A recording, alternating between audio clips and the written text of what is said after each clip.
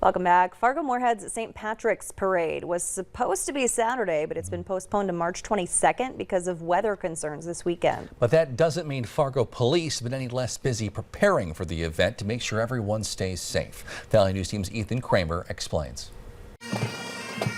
In just 10 days, people will fill the Fargo-Moorhead area wearing green, celebrating St. Patrick's Day.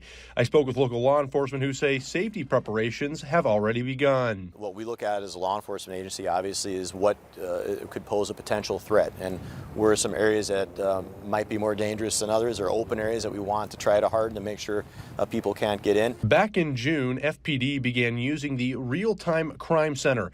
They use it for bigger events that will draw lots of people, such as the St. Patrick's Day Parade. We've had a real-time crime center that we're using during large events like this, especially in our downtown area, and that real-time crime center will be up and running during this event. Captain Allfelt says the crime center has been very effective, touting its effectiveness during the last street fair. We had 103 incidents that were monitored by our real-time crime center.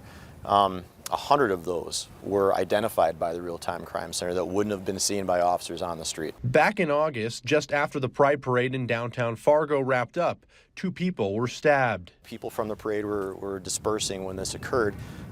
This was part of that debrief as to what we could have done better. And really, when you look at the response, it was a very, very good response, and we were able to use all the capabilities we had at that point. As just mentioned, the importance of debriefing following these events was stressed by Captain Allfelt because they can immediately address what worked and what didn't. That has to be done for every one of these. Without that brief and that debrief, you don't really have a good plan in place. In Fargo, Ethan Kramer, Valley News Live.